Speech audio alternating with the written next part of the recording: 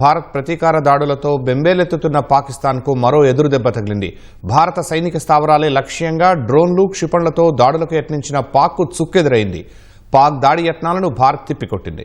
నిన్న రాత్రి కశ్మీర్ నుంచి గుజరాత్ వరకు సరిహద్దు ప్రాంతాల్లో పాకిస్తాన్ దాడులకు యత్నించగా భారత వైమానిక దళానికి చెందిన S-400 సుదర్శన్ చక్ర గగనతల రక్షణ వ్యవస్థ వాటిని నేలకూల్చింది. మరోవైపు పాకిస్తాన్లోని ఎయిర్ డిఫెన్స్ రాడార్లు, రక్షణ వ్యవస్థలే లక్ష్యంగా భారత సైన్యం దాడులు చేసి వాటిని ధ్వంసం చేసింది.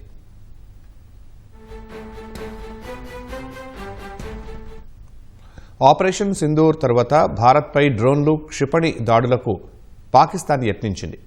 అవంతిపుర, శ్రీనగర్, జమ్మూ, పఠాన్కోట్, అమృత్సర్, కపుర్తలా, జలంధర్, అదాంపూర్, బఠిండా, చండీగఢ్, నాల్, ఫలోడి, భుజ్ తదితర ప్రాంతాల్లోని సైనిక స్థావరాలు లక్ష్యంగా దాడికి యత్నించింది. అయితే వాటిని ఇంటిగ్రేటెడ్ కౌంటర్ UAS గ్రిడ్ గగనతల రక్షణ వ్యవస్థలతో సమర్థంగా అడ్డుకున్నట్లు రక్షణ శాఖ వెల్లడించింది.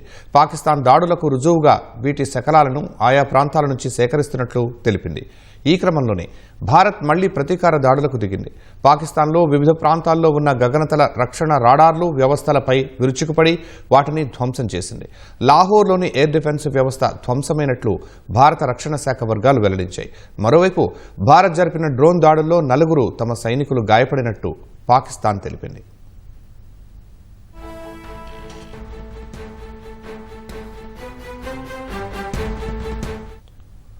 డ్రోన్లు, పేలుళ్ల నేపథ్యంలో లాహోర్లోని తమ పౌరులకు రాయబార కార్యాలయం సిబ్బందికి అమెరికా అడ్వైజరీ జారీ చేసింది. ఉద్రిక్త పరిస్థితుల నేపథ్యంలో అప్రమత్తంగా ఉండాలని, సురక్షిత ప్రాంతంలో ఆశ్రయం పొందాలని సూచించింది.